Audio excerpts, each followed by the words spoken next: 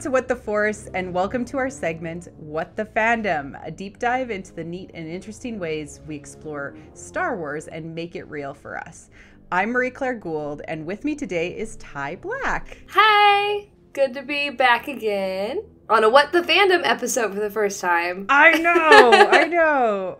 Ty wanted to join this episode and help with the conversation because she introduced me to the wonderful Melian Daly, who has a love of music and Kylo Ren. Welcome, Melian, or I guess we'll call you Mel for the podcast. Hi! Glad to be here. You have a wonderful Tumblr. I love it.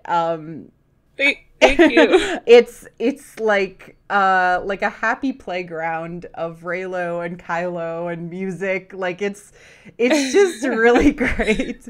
So like I'm just gonna like rewind just a couple of months when I originally like pitched to Ty, hey, let's start doing these Powers of Myth and Symbolism episodes where we're talking about myth and symbolism in Star Wars and like what it all means, maybe a little bit, how it's done.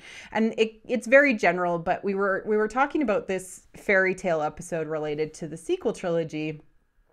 And I was like, I keep on reading that there's like Romeo and Juliet in TFA. It's the weirdest thing. And she's like, you should check out this Tumblr and these vids because she's gone overboard with it. That's something that when I discovered your creation, I guess is what we'll call it. I was just, browsing the Tumblr, for Reylo stuff. And I was still really concerned because I've said this on the podcast before, I didn't see the whole romance thing in The Force Awakens. So when I went to go look on Tumblr, I saw all these people had already seen it. And I felt like I was catching up. But when I saw like fan fiction, I see fan art, and I've seen all this kind of stuff before. But then I come across this and I was like, that's a different way to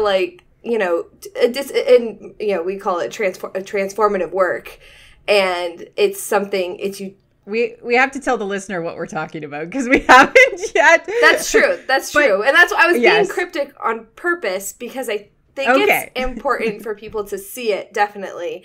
But I want Melda to describe it. I don't think I can do it justice. But I do have to say, I think it was really interesting to stumble upon it when I did, because I was still kind of like doubting, what I saw in the movie. And I was like, is it romantic? And then going into what people saw after The Force Awakens. And then I found this and I was like, okay, all right. Like, this is interesting because it wasn't just about Reylo. It was a deep dive into all the characters involved. And it was just plainly put out there in the most humorous and fun and interesting and artistic way. And that's really just what I wanted to say about it. But we both want to know, how did you come up with this? Obviously, your love. Well, first, what is it that we've been talking about so cryptically? On Tumblr, we have a set of videos of Kylo Ren, but they're unique. Yeah. And why are they unique, Mel? Because it is set to Tchaikovsky music. And Kylo is a very childlike being in these videos, and it is all set to all this Tchaikovsky music, and only Tchaikovsky music. And what is unique about Tchaikovsky, and why did you choose to set Kylo to Tchaikovsky? I've loved Tchaikovsky since I was a kid, since 9 years old, and his music can be very dramatic, it can be very sad, it can be very triumphant. It's everything. It is dramatic, just like Kylo. And I just think they just go so well together, Yeah. Do you think that there was any Tchaikovsky that was used as temp tracks potentially to help inspire John Williams? Or do you think that maybe he leaned a little bit on Tchaikovsky? I am glad you said that. Rey's theme is totally similar to this piece by Tchaikovsky, like a piano fantasy overture they wrote, it is the exact same. Like, I don't know if you could link it in the podcast when we're done. I will. It is literally, it's like John Williams ripped it directly from this piece. It is crazy how much they're alike. I mean, Gustav Holst, there's a ton that is it's just so similar to like how he does it. Yeah. He learned this like very classical musical language. So what is special about this piano theme that is similar to Ray theme? Well, the tune itself is the exact same. Now the notes are a little bit different, but the tune dun dun dun dun dun dun dun.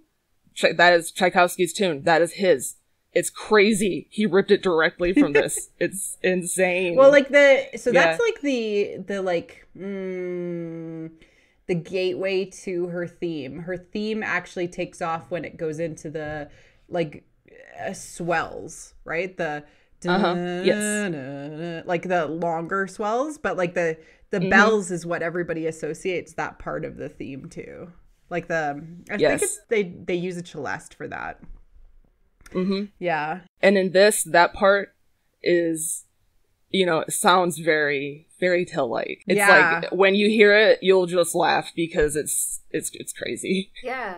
I love that you brought up that it's fairy tale like. I'm gonna come back to that. Yes. Yeah. It is. I thought it was Beauty and the Beast. It sounded it's not the same tune, but it follows a similar pattern. And I do not have the ear for music as you do. When I heard it, I always thought Beauty and the Beast. And then once I heard a little bit more of, how do you say his name? Tchaikovsky. I can't do it.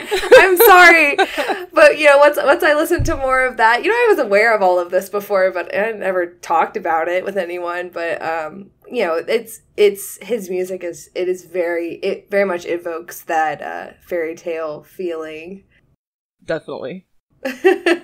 Mel, take me back. You're like sitting there and you're like, this Kylo guy. He's so childish and dramatic. Just like this Tchaikovsky music. Yes. What did you do in your brain that made them go together? Okay, well, long story short, I relate to Kylo. Like, when I was watching TFA and I saw the first tantrum scene with Mitaka. Oh, yeah. What like, girl? Yeah, it really reminded me of like myself back in my early 20s when I was in college. I had rage issues due to, old time abuse and all that crap. And it just kind of all came together to a head all at once in my early 20s. And I've done a tantrum like that. Like, it was uncomfortable watching this, to be honest. And I'm past all that now. But like, it was, I really felt a connection with him. And like, until then, I was like, oh, I don't like villains. I'm not a villain fan. And then this happened and I'm like, oh my God. And then, you find out he's a Skywalker. And, I'm like, oh no, I knew. I'm like, oh God, he's going to be my favorite character. No. So is he? Is he your favorite character? Luke was my favorite for many years. But yeah, I think Kylo's taken over. Because I related to him, it reminded me of how Tchaikovsky kind of helped me deal as a child with all the crap I faced with my stepdad. And, so it kind of reminded me to go back to that time. And putting the two together was just really easy for me because Tchaikovsky is who I listened to, how I dealt with stuff. So it was, I don't know, the two just went together because I identified with him, if that makes sense. No, it totally does. And like, the thing that I love about art and transformation, and we covered this a bit in the fan fiction episode, is that it's a way of getting feelings out. Exactly. And it's a way of getting it out of your body and out of your brain. Exactly. That's why, I don't know, I feel like I'm kind of oversensitive a little bit. Like, whenever all the bad takes of Kylo I see floating around, I kind of take it a personal sometimes, just because I relate to him so much. But like, everyone has the right to see him how they want, I guess. So. Yeah. The whole point of Kylo in my opinion, in my humble opinion, is that people can identify with him. I had a really rough part of my teenage years, and I had rage too. I had tons of emotions, and I didn't know how to deal with them. And the fact that you recognize that in Kylo is so important to say, like, hey, this person is the struggle. Yeah, exactly. Yeah. Yeah, and we're not excusing his actions. We are just saying we relate to him on a personal level. That's all. No, and it's not about excuse, because what he's going through, we're going to see. I know we're going to see that he was the victim. We already see that he's a victim of Snoke, you know, in The Last Jedi. We saw way more than we saw in TFA. Even TFA, we understood what that relationship was. Oh, yeah. Because of TFA, the height. Yeah, you see that, and I saw that clear as day. That's really interesting. And thank you for sharing that personally, because I think that some people forget that Star Wars is about teaching people how to grow up. Yes. Which Kylo in these movies, like I'm working on the finale for TLJ right now, and he does kind of grow up near the end. Like, it's all connected. It's all connected. All one story. There you go, Ty. Yes. Yeah, I wanted to say something about that too, because like when you do things like this, when you break down a story that somebody else made and you relate to it in certain ways, and you break it down and you piece it back together, it's so funny. It reminds me of like when cooks, like they do like deconstructed peanut butter and jelly sandwich, right? But they find it's so silly of a comparison, but it is like that. It's like you're deconstructing a story and you're putting the pieces back together in a way that finds deeper meaning in something so simple. And it's something that I see a lot of fans that do these sort of things. You know, they find deeper meaning in something so silly. They can find it in like a meme. You know, they can find it in. You know, I'm on Tumblr a lot, and I see people post like a paragraph associated with a GIF, just breaking down something, a shot. And that's what you managed to do. Obviously, you put a lot of work into it. But that's what you're doing. You're breaking down the story into what relates to you and reconstructing it in a way to make that make sense to other people, to get that across to other people. What I love about your videos is that it makes it feel like a ballet in some ways, and like makes me want to watch a Star Wars ballet. I know, right? Like, I'm obsessed with the idea of like Star Wars on ice, you know, like Disney on Ice. Oh yeah. I am obsessed with this idea. Oh my god, could you imagine Kylo? I know. On skates? And skating with Rey? Oh my god. I haven't been to Disney on Ice since I was like a really little kid. Like, I think it was just Stars on Ice when I was a kid, but I had like my little sparkler. Oh my god, could you imagine that figure skating pair? Amazing. It would be the most beautiful thing ever. Yep. Oh man. Oh my god, this is such a chick thing to gush about. I mean, I want this more than anything. I did too. There was when the Olympics happened, there were like 20 figure skating alternate universe fan fictions that were written. Do you remember that? Oh yeah. They were like a figure skating pair and everything. It was like a big deal. It was so much fun. So, like, this is a little Star Wars connection, but Cutting Edge 3 starred Matt Lanter. Wow. Well, that's Anakin in the Clone Wars, everybody. That's the voice of Anakin on figure skates. That is awesome. You're going to go and watch Cutting Edge 3 now. Oh, yeah. Just so you can imagine Anakin on figure skates. Oh, gosh. So great. Yeah. But, like, why is that fascinating to I don't know. I'm going to assume women. That maybe that's a wrong assumption. I'm sure there's guys that like figure skating out there. But why is that so fascinating to us? Like this idea of this dance or this like, because in many ways, like the throne room scene especially, was very dance-like. And as I'm breaking down the music, listening to the music-only version, thank you very much, Ryan Johnson, for making that. It's like primal at parts and like beautiful paired moves at parts. It's in sync at parts, it's out of sync at parts, but it's just so beautiful. It really is. What is fascinating about that to us? Like to see these couples intertwined in dance, to music, especially. Well, to me, it's just so full of expression and passion and just, you know, two people just kind of coming together and without a word, no word spoken, just showing all these emotions through dance or, you know, it's just skating. It's just, I can't even explain. It's just like so beautiful. Like when there's no words spoken, and there was no words spoken in the throne room either, you know? Well, during the fight anyway, you know? They look at each other and then they're like, yeah. Yes, they speak with those eyes and it's just so perfect.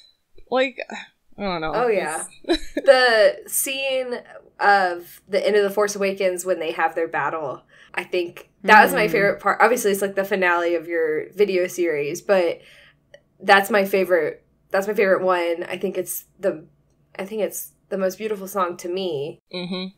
Oh, good. You agree. It's actually my personal favorite. Which one is it? The TFA finale, the snow scene. But what's the song that you said it to? Sorry. Oh, it's his first piano concerto, the very first movement of his piano concerto, which is one of my favorites of his. It's so beautiful. It's so... It evokes so much emotion, but at the same time, it's like at odds with itself, and which is exactly obviously what's happening. And like you were saying, with as it is a dance, it's kind of this unspoken, like the movements and everything seemed much more beautiful with this music behind it. And we know that was the intention because, you know... Yeah. Also, that theme, that melody in that piano concerto is considered one of the great romantic melodies of his. Oh, that's amazing! Yeah. It is. Fits beautiful. So perfectly. It does. I love it. Is there anything else that you found to be super unique or interesting as you were building the videos? Like any sort of moments that you're like, aha, as you discovered, as you were setting these Star Wars moments to new music? Actually, I have to admit, when we bought our first house in 2016, and, you know, I was all nervous about the new place and all the... oh no, $700 payments. And, you know, so it's like, I was driving to work and I was listening to, his Fourth Symphony, which is the Mitaka scene. And there's a couple others, but like, and that's when it came to me. I'm like, I just imagined that scene with Mitaka in my head as I was listening to that. That was the first of all of this. That's what began this. And I'm like, I couldn't get it out of my head. I said, I could put this to video and I could make this funny, you know? But it's not just funny because there are funny moments because that's how the music works. But it's sweet and it's gentle too in some ways.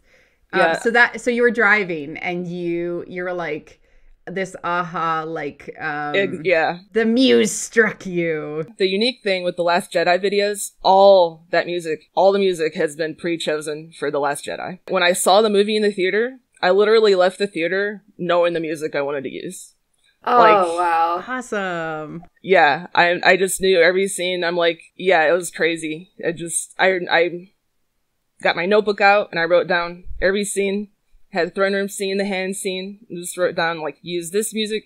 And I just started the dialogue. And this is in December, so I could not wait for the Blu-ray to come out because I'm like, I need it. I need to make these now. So yeah, that's just it's so honest and so sincere. It's your perspective, just how it is. And that's, you know, again, it goes back to something Marie Claire always says over and over again, to just trust your instinct when you make things, just to sit down and do it, you know, because you never know what's going to come of it. You never know who it's going to touch in a certain way, maybe in the same way it touches you. So it's super important to do that. I love that you did that because you know you were really apprehensive about doing the Force Awakens ones.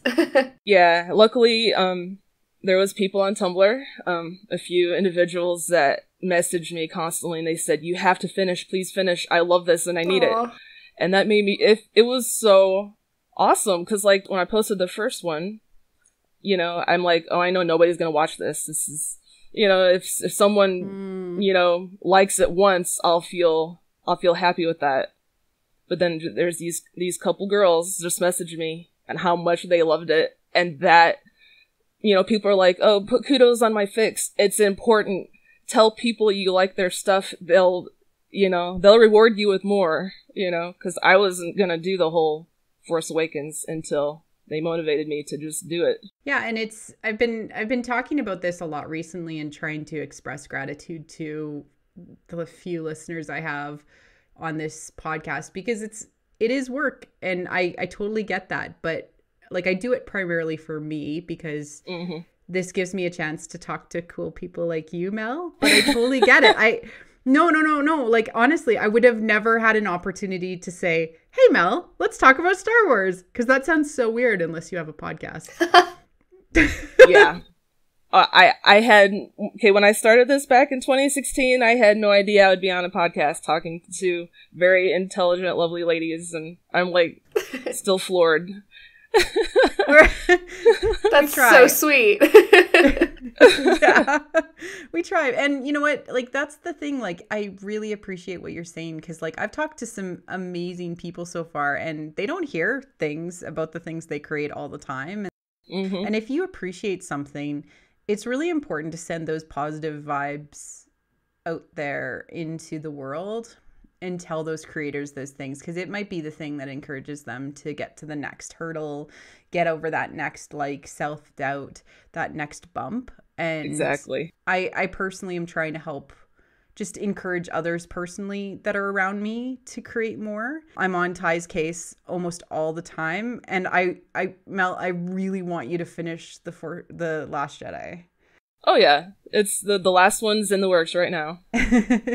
And the last song's so sad. Oh no. Yeah. Like when he's sitting there on the floor with the dice. Yep. It's amazing. Oh yeah. So I wanted to spend kind of a few moments talking about Tumblr, because like I saw a tweet.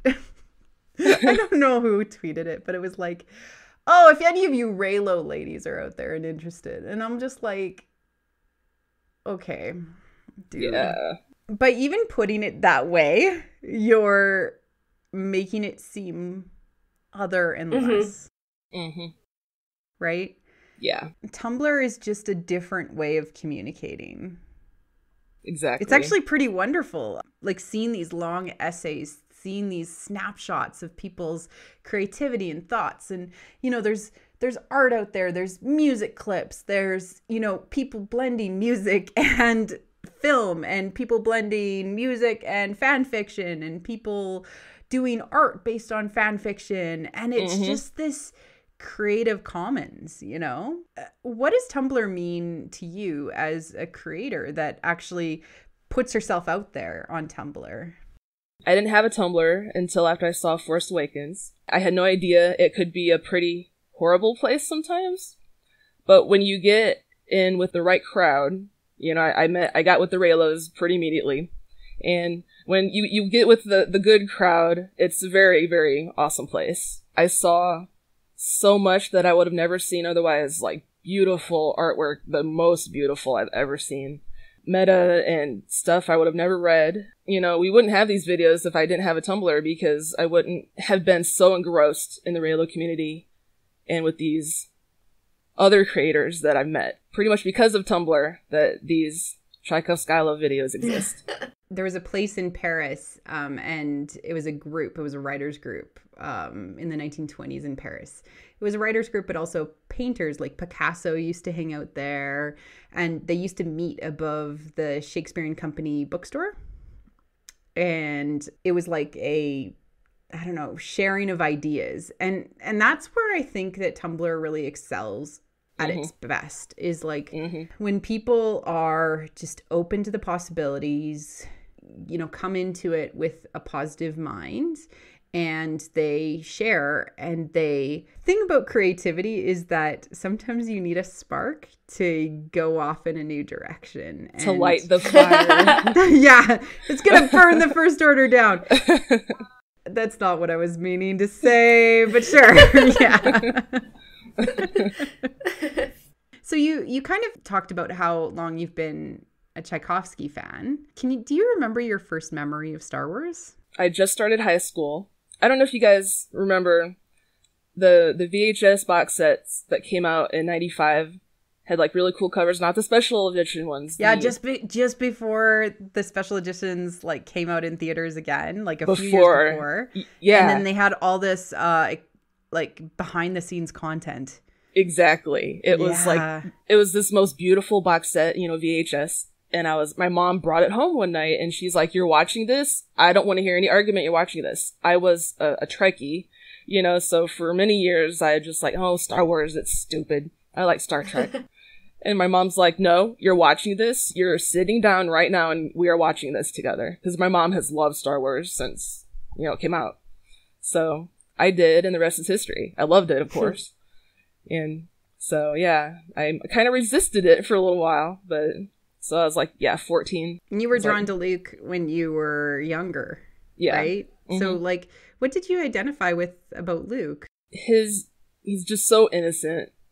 You know, he grew up with his aunt and uncle, just had all these, you know, dreams of doing something else, doing anything besides with the moisture farming, right? And, you know, I could identify with that. Just, you know, I want to be somebody cool when I grow up. You know, I was wanting to be a vet, but that didn't work. You know, it's like I want to help people. I want to do something good. And and he had so much faith in his dad, like it's crazy. Like cut off his hand, you know, bested him in battle, hurt him badly, you know, tortured his friend Han and Leia too. I don't know if he knew about Leia, but like still just had all that faith in him. Oh, I mean, like, yeah, Leia was totally tortured in New Hope. Well, she was, but I don't know if Luke knew about that, you know. I don't know. Yeah, I don't know if she talked about it with him, especially like after he found out. He kept that a secret until the end of Return of the Jedi. Yeah. That Vader was his dad. Yeah. He must have been eating him up, man. Oh, I know. Yeah, I mean, it would have been just so hard to keep that faith going. Like, I have to save him. You know, like, just what a strong, just, I don't know if I would have that kind of strength, especially if he'd already cut off my hand and I knew he was just so bad. But again, it's his dad. He wouldn't be like this with just any random guy. You know, it's his dad. Yeah. He just... I'm processing, sorry. I just, like, every time that I think about the original trilogy, like, it, and then watching it and, you know, almost seeing it from other people's eyes, it makes me think about it in a new way, because the experiences that we bring to the viewing affect us so much with how we view it, and then also how we take away from it. In that you come to it and see Kylo as somebody who's sympathetic, because you're like, I've been there. Yes. I've been there. I've been in those shoes in that moment. And it takes you back to that moment that you were raging and so upset and in that space. And the thing that really I hope people start to see is that this storytelling, and maybe it's because like there's been such a gap in the storytelling between the original trilogy and the prequels and the sequels, in that people forget that these stories are meant to affect us. Yes. They're not just popcorn eating fun. Well, some people think that, but I don't. Yeah. No, I don't either. Yeah, some people think it's all about the the vehicles and the bounty hunters being all badass. Like, no, it's about way more than that. Mm-hmm. It means something special and different to everyone, Yeah, and I what I wanted to say was, like, with Kylo and seeing yourself in him, and I saw myself in him. I see myself in Rey. I think I identify with Rey probably the most, and even sometimes I don't, because I'm like, oh, that was so 20 years ago when I felt that way. Oh my God. I remember what that was like. Where you're just like, oh yeah, I'll drive over to that boy's house to hang out with him. Yes. Regardless of what his stepdad thinks. I'm way closer to Rey in age, so I know. I relate to her. But, like, in that identification, we see paths to success, and Kylo and Rey's stories are not done being told, right? Yeah. I think that's the point, is, like, redemption matters so much to so many people. For Kylo, it doesn't matter your sex. Like, you see a hurt kid, and every single human has been a hurt kid in their life. He's such a very hurt kid. Like, he's just miserable. Like, I need this fixed. I need all of this to be fixed so badly, Yeah. And, like, something really interesting that Ken Liu said in the interview that I had with him recently was that he said these people that are stuck doing these bad things, like living in this bad way, they do it because to avoid the pain. Mm-hmm. And then they do it because they can't figure a way out. And then they do it because they've adapted to it, because it's the only thing they know. And if you think about it like that, I'm heartbroken all the time for Kylo. And I think that's what maybe some of these Bendemption people like me, I think he's totally going for redemption. And I want him to just have a happy life. I want him to have something other. And I think that what your videos really do is put into sharp focus, like you said at the beginning of the podcast, he's just a kid. Exactly. Even though he's a 30-year-old or whatever he is now, 28. He's emotionally stunted because of all of this that's happened to him, all of this pain. He is very emotionally stunted. And which I think episode 9 is going to show how he is going to grow up. I mean, there's no other way it can go. He's going to mature, and it's going to benefit him in very great, poignant ways. So, yeah, because I think so. That's the point. That's the funny thing, that all the people who really want the redemption arc, what they see is they see what's under the surface. They don't see, like, they talk about how it's going to happen. They talk about, like, plot points, and they talk about the window dressings. Like, what's going to, like, you mentioned the ships, like the actual ships, like the spaceships, like all that's just window dressing. Like, what planet is this going to take place on? What Jedi temple is going to be in episode 9? All that's just window dressings. What's actually happening under the surface is that we're getting this kind of redemption arc. We're supposed to relate to Kylo. We're supposed to be trying to figure out what he's all about, what's going on in that mystery box that is him. So, but people don't want to dig into that too much, because it's a little complicated, because you have to deal with the fact that he killed Han, and the fact that he, did what he did by the end of The Last Jedi. Like, he had all these so-called chances for redemption that he didn't choose, and it's too complex. And I think that once we do see 9 and we see kind of the journey that he takes completely, and we get the things that revealed to us that we haven't seen, they'll be like, oh yeah, it's gonna flip so quickly. I don't know. That's just. I hope so. I think so. Yeah. But you are one of the ones that's tapped into what's happening underneath all that window dressing, underneath of what they're trying to, they want us to think that he's a villain sometimes, and they want us to think that he's the big bad when he's not. Yeah. So to think that your own parents don't want you, even though Han and Leia loved him to death, in his eyes, and it's his perspective, that's important. He doesn't think they wanted him. They sent him to Luke. Luke thought about killing him. Like, he doesn't think he's wanted. Here comes Snoke saying, here, come with me. I'll appreciate you. Even though he is extremely abusive, Kylo's like, I am so grateful. Thank you. You want me. You appreciate my power and you're not afraid of me. You know, it's like...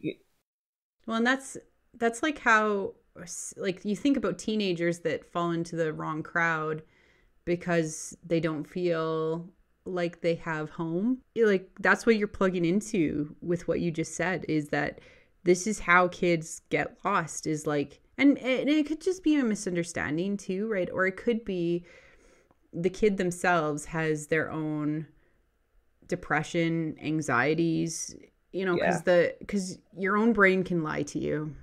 Exactly. Right? And if he also had somebody in the back of his head talking to him and lying to him, it makes it even worse. So, like, if Snoke has been talking to him all these years, like, we don't know. We don't know the extent of how long he's been manipulated. We don't know the extent of how and what led him to make his choices, other than he saw somebody who was willing to accept him. Exactly. For who he is, or who he thought he was. And even if Kylo or Ben didn't flat out hear Snoke's voice in his head, you know, Snoke flat out says he exploited him as a child. So it could have, you know, we don't know the age, but when he says child, I'm thinking, you know. When did he say that, Mel? I don't remember. In the Last Jedi novelization, he talks about how he exploited the child's insecurities and in his own brain, right? Yeah. And, oh man, yeah, I forgot about that part. So, like, even if Ben didn't hear Snoke himself, Snoke was there. I feel like stoking the fires, right? Any anger Ben felt, any resentment, and kids don't know how to process this stuff. You know, like, my dad's gone all the time. My mom's busy with politics. I'm being babysat by droids who want to kill me. Only that one time. Come on. You know, it's like, I mean, I'm sorry. I can't help but feel for this kid, even though he has done horrible things. I was left alone at home all the time. My mom was a single mom. My biological father wanted nothing to do with me. Never met him once in my life. And I was alone a lot. Especially if he had this darkness surrounding him, he would be left alone with this darkness a lot. And it doesn't even take that much to cause depression or anxiety or, you know, other things in your life that accentuate the bad thoughts, if we're thinking about just humans, you know? Yeah. What do you want for Kylo? I just want him to just feel like he's worth breathing, that he's worth being alive, that someone cares if he's alive or dead, that, you know, he just feels he has a purpose, you know. I feel like Han's murder will be with him forever. If he survives 9, which I am 90% sure he will, Han's murder is gonna be with him forever, and he's gonna, you know, he's gonna process it as an adult, but it's, you know, it's still gonna be with him. Mm-hmm. It's not like he's ever really truly gonna get over it. Mm-hmm. I think that's like really important, because part of healing from your past misdeeds is learning to live with the pain that you've caused yourself and others, and learning how to carry. Yeah, a lot of people like kind of think that because this is going to be the end of his story, as far as we know, because it's the end of the sequel trilogy, that everything has to be solved. Like everything has to have a bow on it. And I think that perhaps it's right to assume that the healing of the galaxy will be solved, but the point of solving things as you grow up it doesn't mean that everything that you've done gets erased and gets tucked away or like put into a closet somewhere. Like, you have to live with your misdeeds for the rest of your life. And it's not a sad thing. It's it doesn't have to cause misery. It doesn't have to cause suffering for the rest of your life, but you always carry it with you. So I think that's what's so interesting with the end of, you know, Kylo's story, is that he is, I mean, like you said, it's going to stick with him the rest of his life. It doesn't have to be solved in that manner. He can live with that, and he can always be trying to atone for that for the rest of his life. And that's a great lesson for kids and for teens and for adults and for everybody. Is it not? It is. It's just... It is. Yeah. Yeah. No one gets rid of pain. And mistakes. Like, you always live with them. You figure out how to deal and how to carry that. And you find someone that will help you deal with those inner struggles and with those inner demons. You find people, you find your family. And you find acceptance within the community too, which is really, really important as well. And you show others how to make similar choices by which they can become healed and repaired and carry their pain. Yep. And all the you know, the anti-Kylo people calling for his death and all that. I'm like, wouldn't it be better if he lived and helped other people not have his fate?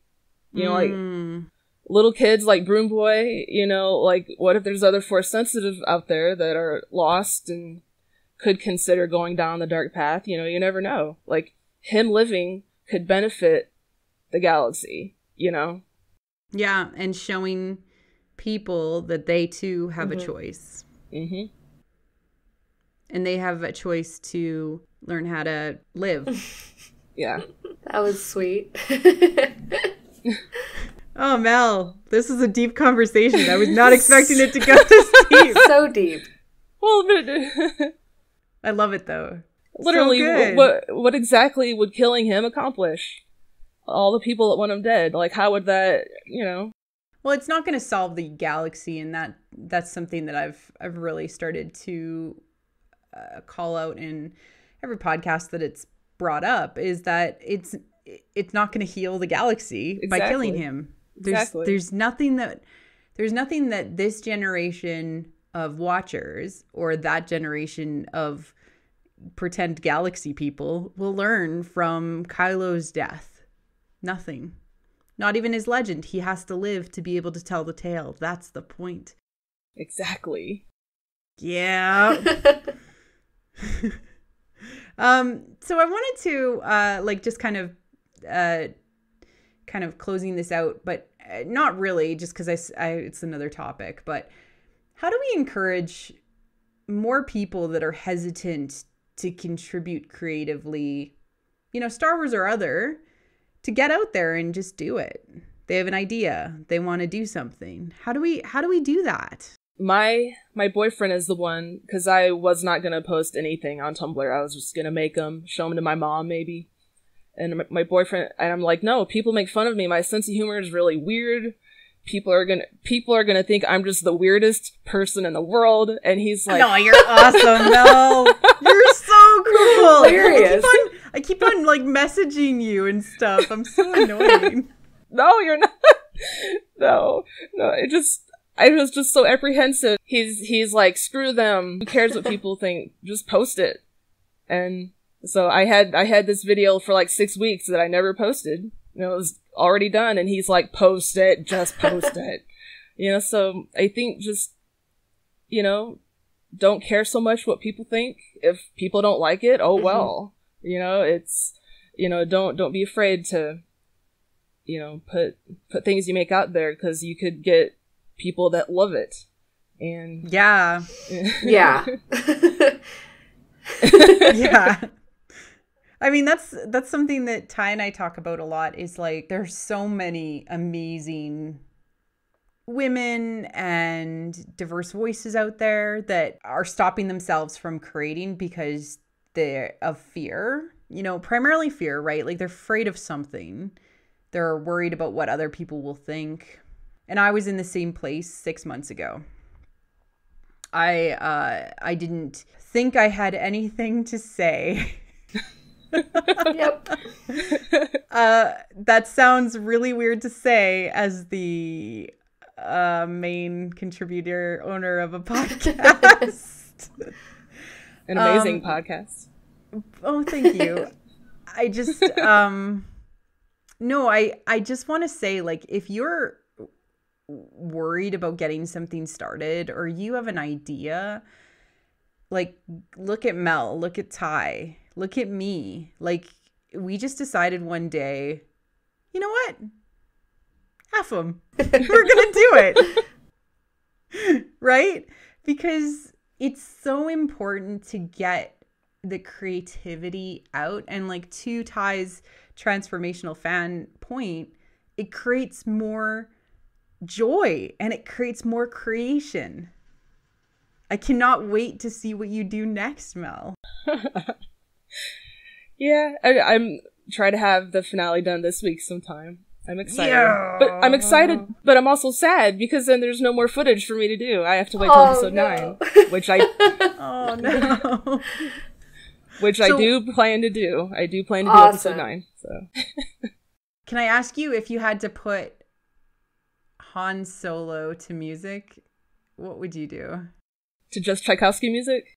Well, anything, because you do love classic music. My favorite thing about Han Solo is that he's a badass, but he's also, like, at times just so bumbling, and, you know, he's trying to fix the Millennium Falcon and, you know, or open those doors and Return of the Jedi, trying to hotwire it, and then they close. And that look he makes, it's so funny. Like, he's, you know, he is multi-layered. So it's hard to just pick one. Well, it's because, like, to like, only recently does he actually have a theme himself, right? Yeah. They always use the main theme battle fanfare that he always got. Yeah. Because you could work on Solo if so inspired. You know, I could. I mean, I could try to do that. I honestly didn't think about it, but or Anakin prequels. Yeah, someone told me that I could do Anakin to, like, some other composer, and I'm like, Anakin's kind of extra like Kylo though. Like, Tchaikovsky would be good for him too. True. I don't want to reuse any of the same music because that's Kylo's music, you know. Yeah. And someone said I could do, like, Mozart for Padme. I'm like, Padme needs her own movie. That's what I think. Yeah. There's like 10 years. We could get 10 years of Padme adventures. So true. Yeah. Like, why don't we have Padme a Star Wars story? I know. It's a crime. That's a good idea. I'm full of them. Well, well, maybe one day, Mel, you'll be in your car again listening to, like, some other composer, and you'll just be like, oh, there we go. I got it. And then we'll get even more content from you. That would be delightful. Yeah, I'm not against the idea. Good. I'm glad. And we'll encourage you, obviously. Yay! So, with that, I'm going to sign off and wrap this up. First and foremost, I'm Marie-Claire Gould. And Ty, where can they find you? They can find me on Twitter at black_TYM, or as always, at YouTube at Wit and Folly. And Mel, where can they find you? I'm on Twitter at Majin_Melmo. My Tumblr is Psy-Kylo-G. Like psychology. Psychology. Which is one of the things I loved about your, like, handle. It was just, it always made me go, like, this is brilliant. I've actually gotten messages from people and I'm like, oh my gosh. Like, I don't know. I really think people don't understand how I'm weirded out by my own humor, and like to get messages saying I love your Tumblr name. That was just so bizarre to me. But yeah. Well, now I've told it to you in person. Thank you. And I'll link to your vids. Other thing you mentioned to do with the music, as well as all of your links in the liner notes. So if people want to check out your stuff. Yay! This has been What the Force, What the Fandom. We are on Twitter at WT4 Show. Our website is whattheforce.ca. You can find us really anywhere podcasts are found. And I want to encourage you, if you're questioning doing something creative because you were inspired by Star Wars or anything else, just do it, because that's important. Cheers. Just do it. Just do it. Just do it. Cool.